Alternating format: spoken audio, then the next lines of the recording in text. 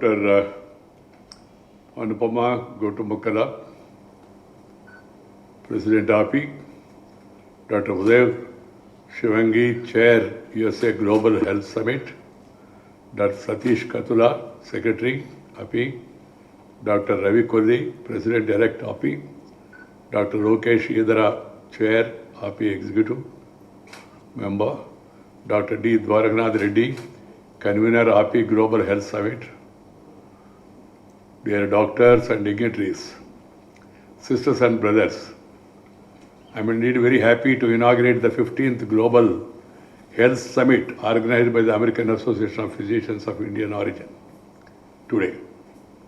I would have been more happy to have come and actually participate in the program as I agreed earlier.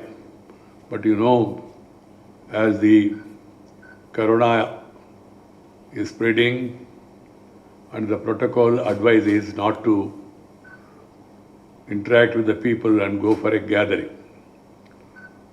At the outset, let me congratulate the API for organizing this summit in Hyderabad with a focus on preventive, palliative and lifestyle medicine and technology, telehealth and transformation.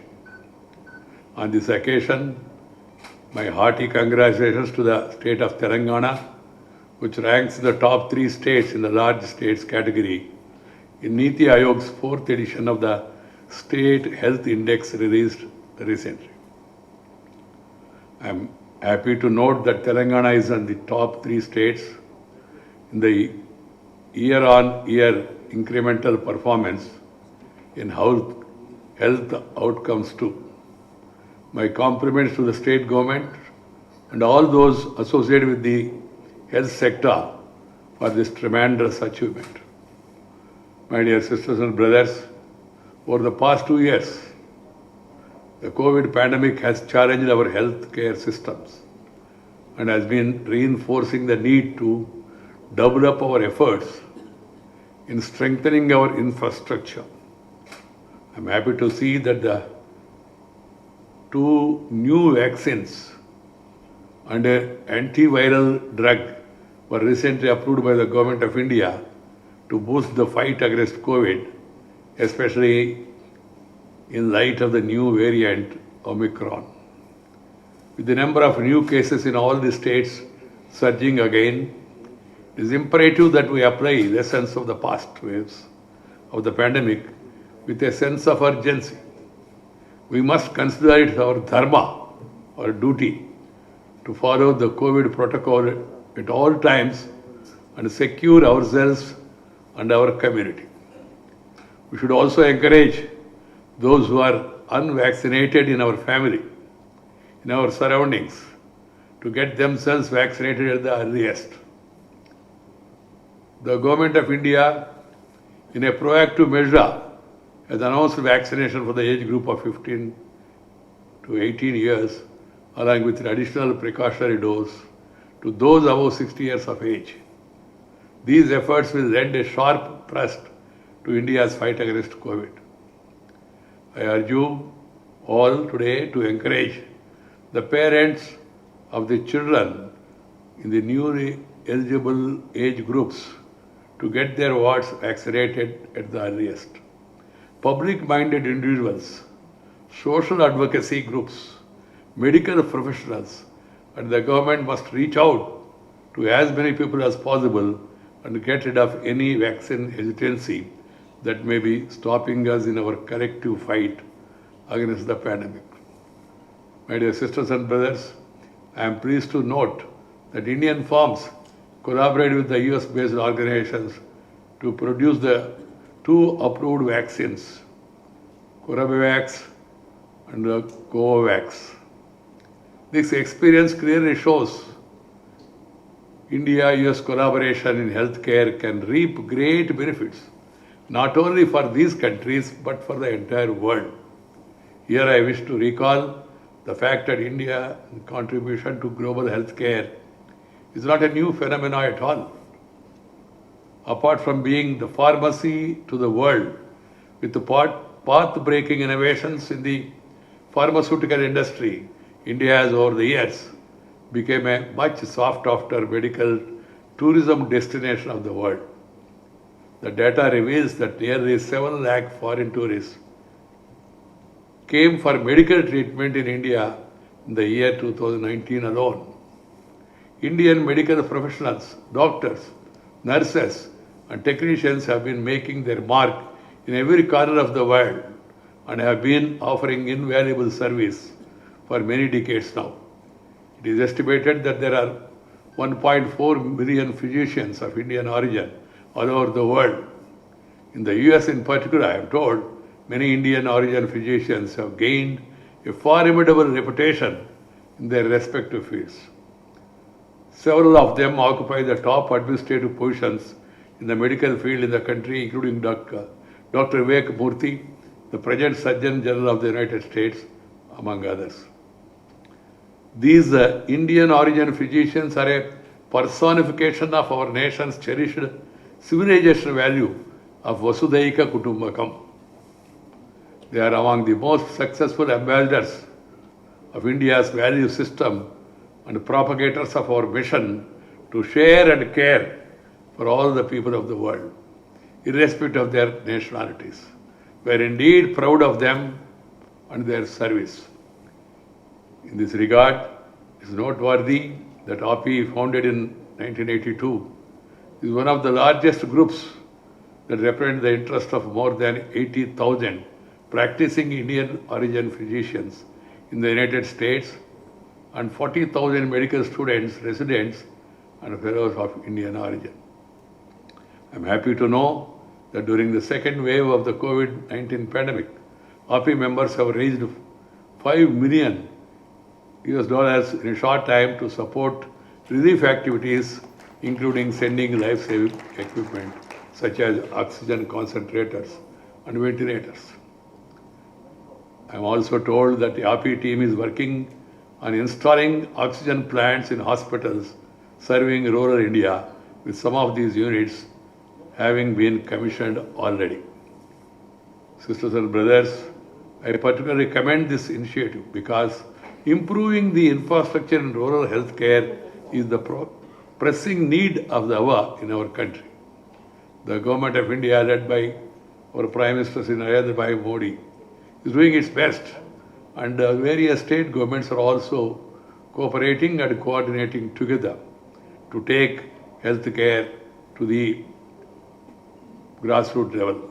While we have cutting-edge technology in tertiary care in the urban areas that attract international patients, it is worrisome that rural areas are lagging behind with limited access to even primary care. In order to bridge the urban-rural divide, I had earlier suggested that we consider making rural service for government doctors stepping out into the field. I had also suggested that we establish at least one medical college per district, and the Prime Minister has recently announced it, and moves are on. Open satellite centers of private hospitals in villages and improve health of people by providing infrastructure, particularly at the primary level. In addition to these measures, I believe that we must also seriously explore the use of telehealth and other technological solutions in reaching out better to rural areas and to remote areas. This will expand the utilization of our limited manpower, that is human power, and health infrastructure to reach out the last mile. In this context, we are seeing a welcoming trend of many health tech startups in India. They are also specializing in the areas of online consultation, ordering medicines online, monitoring chronic conditions, and offering cheap diagnostic services. We must expand and scale up these services for rural areas so that the geographical barriers may be overcome and out-of-pocket expenditures are rationalized. The Ayushman Bharat Digital Mission, with a digitized record of the patient's medical history, will also boost these efforts. While technological innovation can definitely ease access, it is not a ready fix to all the shortcomings in public health. There is a dire need to increase the public spending in health. For instance, states should increase spending on health to more than 8% of their budget by 2022, as suggested by the 15th Finance Commission.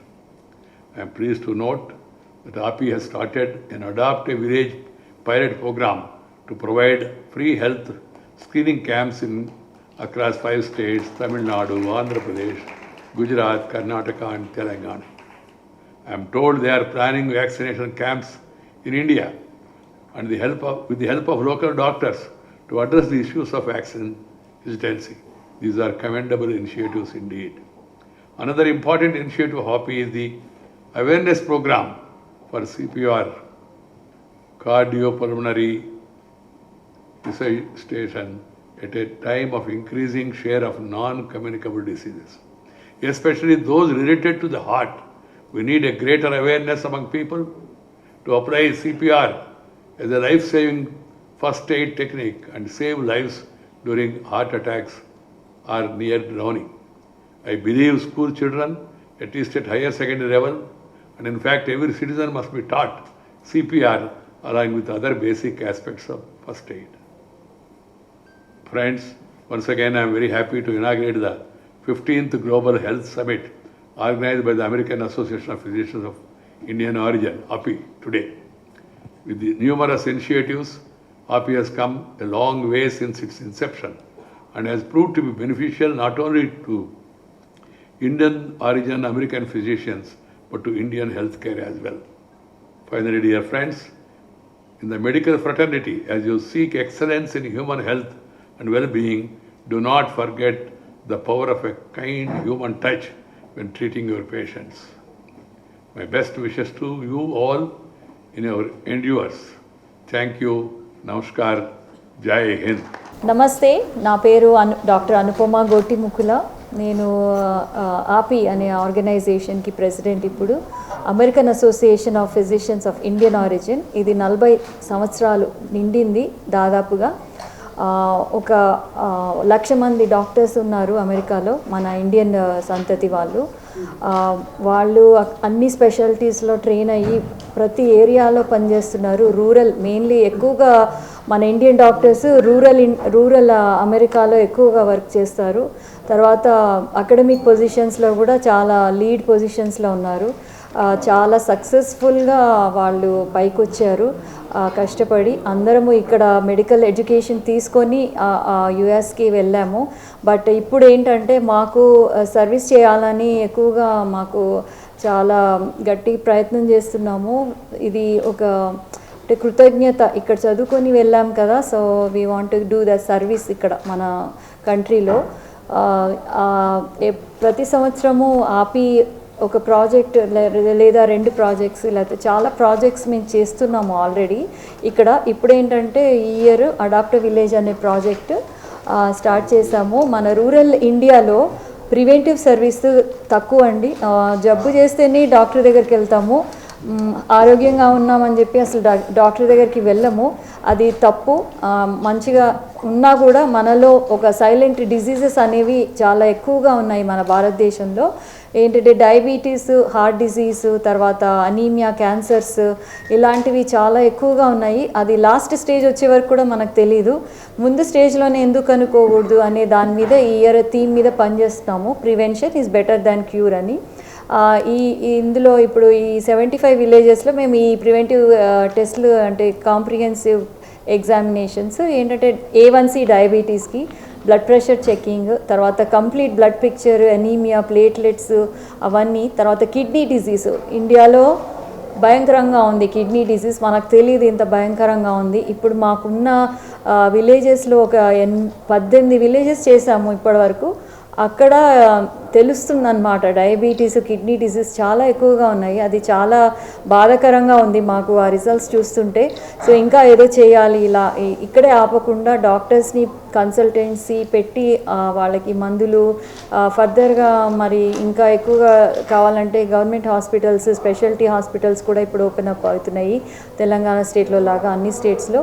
So ఈ service అందిస్తే ఆ awareness, అవగాహన అనేది మనం తీసుకొస్తే ఆ తర్వాత మన మన గవర్నమెంట్ కూడా మనకి కాంప్లిమెంటరీగా మేము కూడా గవర్నమెంట్కి ఇలా చేస్తే మీరు ఇలా డయాగ్నోస్ చేయొచ్చు. సో హెల్తీగా, నేషన్ హెల్తీగా ఉంటేనే కదా కంట్రీ కూడా ఎక్కువగా ప్రగతి అనేది ఉంటుంది. So health is very important, health is wealth అంటాము.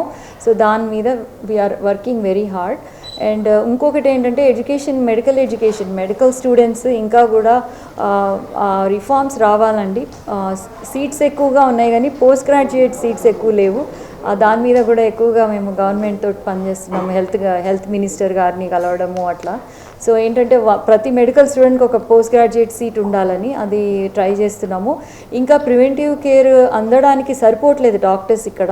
సో అందుకని ఈ స్పెషాలిటీస్, ఎస్పెషలీ ఫ్యామిలీ మెడిసిన్ అనే స్పెషాలిటీ, తర్వాత ఎమర్జెన్సీ మెడిసిన్, అది కూడా మనకి డిపార్ట్మెంట్ అంటూ ట్రైన్డ్ డిపార్ట్మెంట్స్ లేవన్నమాట. ఇప్పుడు దాని మీద కూడా గవర్నమెంట్ అప్రూవ్ చేసింది, ప్రతి మెడికల్ కాలేజ్లో ఎమర్జెన్సీ మెడిసిన్ పోస్ట్ గ్రాడ్యుయేషన్ ఉండాలి.